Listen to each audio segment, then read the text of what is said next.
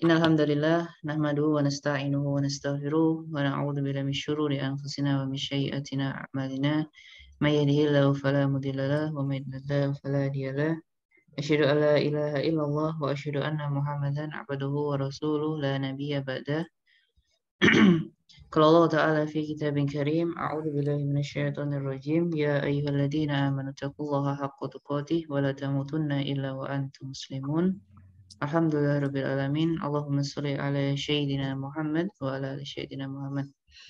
Alhamdulillahirabbil alamin, teman-teman. Hari ini kita berjumpa kembali ya, malam yang penuh berkah. Insyaallah senantiasa Allah berkahi. Pada malam hari ini kita akan upgrading. Jadi insya Allah nanti ke depannya itu teman-teman bakal sering ya dapat upgrading, karena dengan adanya masa disrupsi ini kan informasi, kemudian teknologi dan sebagainya itu semakin cepat ya gitu. Jadi ini kita ya sebagai apa ya istilahnya itu, generasi muda gitu ya, generasi umat Islam juga gitu, kita harus terus untuk senantiasa belajar setiap harinya gitu. Dan ini juga berkenaan dengan jurnal ya. Jadi beberapa proyek itu ada yang masuk mengenai jurnal internasional gitu ya. Yang awalnya dulu kita sering di jurnal nasional gitu, sekarang alhamdulillah kita juga kedapatan jurnal internasional. Dan ini alhamdulillah kita juga ada Pak Hidayat yang bisa mengisi kita gitu ya, dengan ilmu-ilmu beliau, dengan pengalaman-pengalamannya beliau juga. Kita ambil kita ambil ilmunya gitu ya. Nah, teman-teman bisa bertanya apapun itu. Yang sebelumnya dari teman-teman ini kan ada beberapa yang belum pernah gitu ya, belum pernah apa ya istilahnya itu bersinggungan, berinteraksi dan sebagainya mengenai jurnal internasional. Nanti bisa ditanyakan apabila ada yang mau ditanyakan kayak gitu. Oke, gitu aja sih. Nanti langsung saja ya ke Pak Hidayat. Silakan Pak Hidayat. Iya, baik. Terima kasih, Mas Rivaldo. Assalamualaikum warahmatullahi wabarakatuh. Selamat malam, salam sejahtera untuk kita semua. Alhamdulillah, terima kasih atas kesempatan yang diberikan kepada saya. Saya bergabung di sini mungkin belum sampai sebulan ya, kurang lebih 2 mingguan kali ya, atau 3 mingguan. Tapi mendapatkan atensi dan tanggapan saran yang luar biasa. Ini sebenarnya bagian dari saran saya kemarin, dan alhamdulillah para CEO ya jurnal mahasiswa ini menanggapi dengan positif dan juga respek yang luar biasa, sehingga acara ini sebagai bagian dari aktualisasi tentang saran-saran yang kemarin telah kita diskusikan secara bersama-sama. Teman-teman sekalian, jurnal internasional jurnal dan juga jurnal nasional itu apa sih perbedaannya? Perbedaan yang paling penting ialah pasti dari segi bahasa. Ya, jurnal internasional itu biasanya menggunakan 5 bahasa internasional yang dalam tanda kutip digunakan oleh mayoritas penduduk dunia. Biasanya berbahasa Inggris, berbahasa Spanyol, Arab, Prancis, dan atau Rusia. Cina. Jadi biasanya mereka menerima 5 bahasa tersebut untuk setiap ruang lingkup jurnal. Tapi secara umum, bahasa yang paling sering digunakan ialah jurnal berbahasa Inggris. Saya mohon maaf, saya tidak menggunakan slide, karena pertama saya kurang pakem masalah slide, PPT, dan sebagainya. Yang kedua, saya agak lemah di bidang administratif. Dan yang ketiga, laptop saya tidak mendukung. Laptopnya, speakernya udah rusak, saya pakai keyboardnya eksternal. Kenapa tadi ganti? Karena sayang aja, barangnya barang bersejarah karena adalah bagian dari pertarungan saya di beberapa tahun yang lalu. Jadi kembali lagi ke jurnal internasional, teman-teman sekalian, yang perlu dan penting dipahami, tidak semua jurnal berbahasa Inggris itu dapat dikatakan sebagai jurnal internasional. Itu dulu yang pertama. Kalian mungkin pernah melihat jurnal nasional ya, mungkin Sinta 4 atau Sinta 32 yang mensyaratkan atau mewajibkan penulisan dalam berbahasa Inggris, atau ada pilihan untuk menggunakan bahasa Inggris.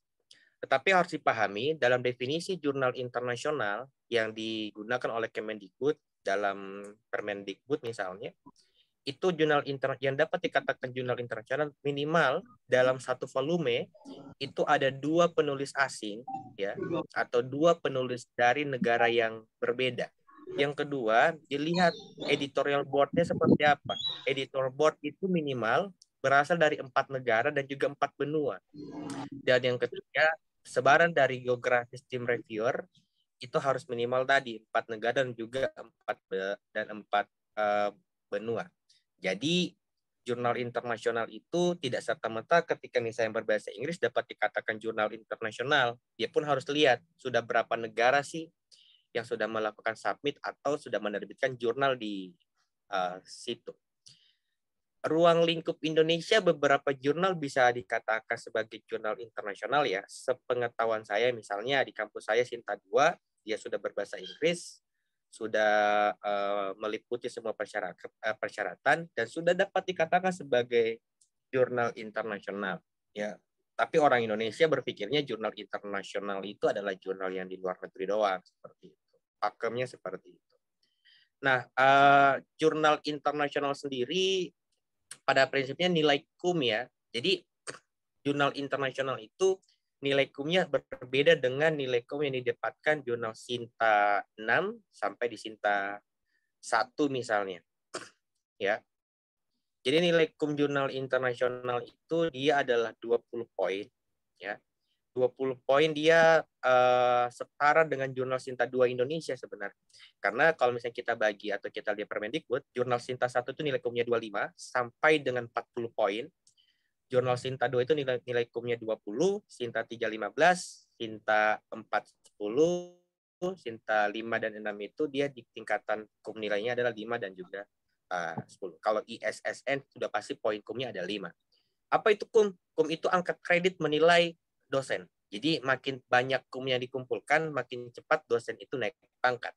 Ya.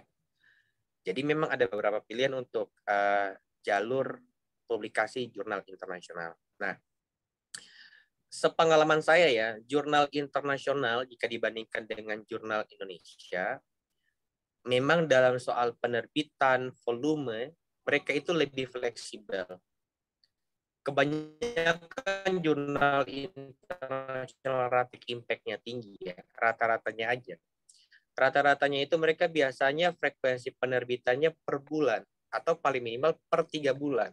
Ya, per bulan atau per 3 bulan. Kenapa demikian? Karena orang yang memasukkan paper di situ itu mungkin sangat banyak. Bahkan ada satu jurnal internasional yang penulisnya tersebar lebih dari 80 negara misalnya. Itu sudah high impact-nya lumayan tinggi sebenarnya. Jadi kalau misalnya teman-teman nih bantu submit jurnal nasional atau jurnal internasional, ketika kalian submit, kalian akan ketemu namanya ID ya. Di samping kiri submit, kalau dia udah sistem OJS, ada ID, itu menandakan kalian sudah orang yang keberapa ribu. Ya, kalau misalnya ID-nya ada 4 digit, berarti sudah ribuan yang sudah melakukan submit di situ.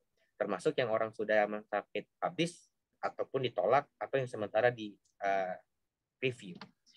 Tapi memang kalau kita lihat webmaster jurnal Indonesia itu rata-rata flagnya itu adalah Indonesia kebanyakan. Sangat jarang jurnal atau orang asing menulis ke jurnal-jurnal Indonesia, terkecuali dia udah Sinta 1 ataupun Scopus untuk jurnal Indonesia. Jurnal internasional sendiri menurut saya ya, ini menurut saya doang, bukan klasifikasi resmi. Saya mengurutkan jurnal internasional itu menjadi 3 dari pengalaman saya. Yang pertama, ada jurnal internasional biasa.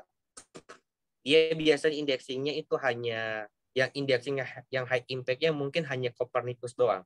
Copernicus, ISBO, terus ROT misalnya, dan pasti sudah DOI. Yang kedua ada jurnal berreputasi sedang. Jurnal berreputasi sedang ini biasanya tergabung dalam jurnal-jurnal terindeksasi di DOAJ. DOAJ itu merupakan indexing jurnal terbesar karena telah meliputi hampir ratusan ribu jurnal dan tersebar di hampir 200 negara di seluruh dunia. Yang ketiga adalah jurnal berreputasi.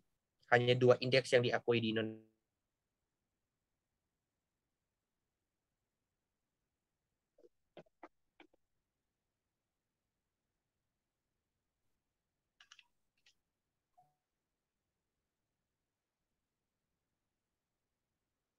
Apa jurnal internasional biasa, sedang, dan juga Scopus, kita lihat kebutuhannya apa.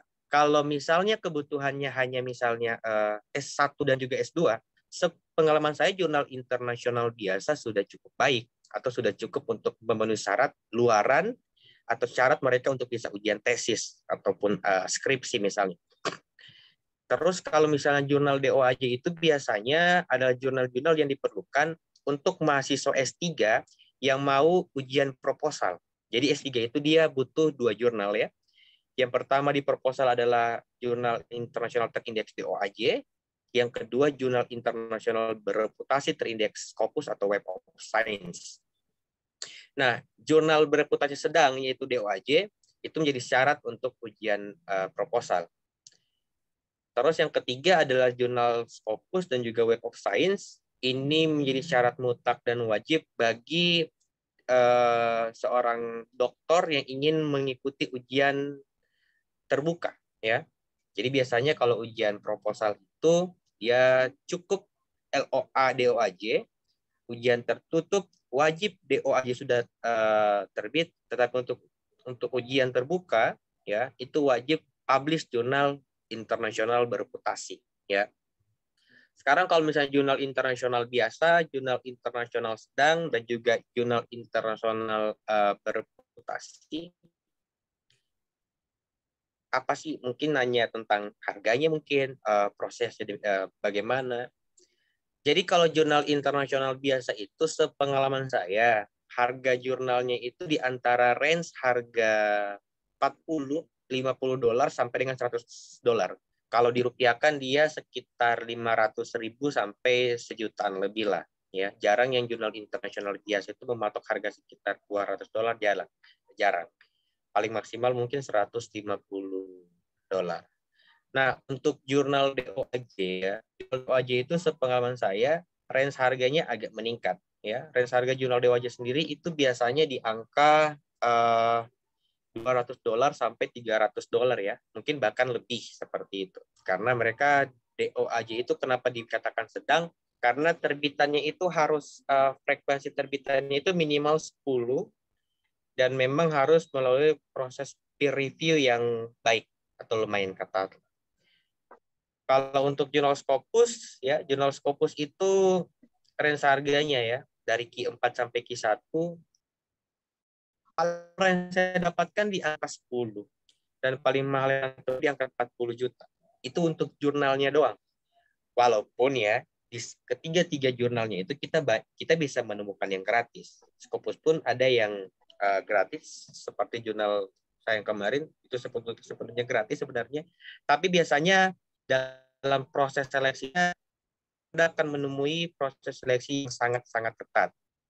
Misalnya yang gratis, contoh jurnal saya, itu proses penerbitannya adalah satu volume minimal 6, maksimal 10. Dan tingkat penolakannya sekitar 90%. Jadi hanya 10% yang diterima untuk per volume. Jadi kalau misalnya ada 100 jurnal, berarti ada 90 yang di-reject atau yang ditolak. Hanya 10 yang akan diterima untuk di-publish. Gratis ketat karena mereka nggak mikirin kamu punya uang apa enggak. Tapi kalau sudah sesuai dengan kualitas yang mereka berikan atau tetapkan, pasti akan diterima. Nah, untuk proses jurnal internasional sendiri ya, itu banyak hal ya, OJS system ya. Walaupun ada beberapa jurnal yang seperti memakai manajer editorial, terus mereka menggunakan submit via email misalnya. Jadi kalau misalnya OJS mungkin kalian udah paham lah ya. Kalau misalnya pakai OJS sekarang dia tidak terlalu jauh berbeda dengan namanya jurnal-jurnal Sinta. Yang web manager ini biasanya untuk jurnal-jurnal yang skalanya sudah di atas Q2 dan Q1. Jadi kita ketika submit jurnal, ya. Jadi misalnya kalian mau submit jurnal nih ya, untuk jurnal yang pakai web seperti itu, kalian akan diberi editor pribadi untuk menangani naskah kalian. Jadi komunikasi itu dengan web pribadi. Cuma saya nggak tahu web editor itu apakah dia robot, apakah human gitu. Saya juga belum tahu di situ. Yang kedua via email. Via email itu ya kalian berikan subjek, misalnya submit jurnal misalnya dan sebagainya, dikirim via email menggunakan akun kalian, folder Word ya, folder Word.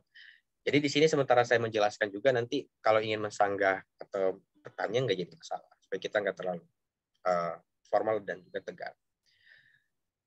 Terus di jurnal internasional yang harus dipahami adalah kalau jurnal internasional biasa itu kebanyakan jalur fast track-nya banyak banget sebenarnya. 3 hari publish misalnya, seminggu publish misalnya, 1 hari publish misalnya, sebenarnya banyak. Tapi ingat catatannya adalah kayak gini, ketika misalnya kalian ingin submit ke jurnal-jurnal yang fast track internasional, kalian harus pastikan dia 2 hal. Yang pertama, apakah jurnal itu diakui dan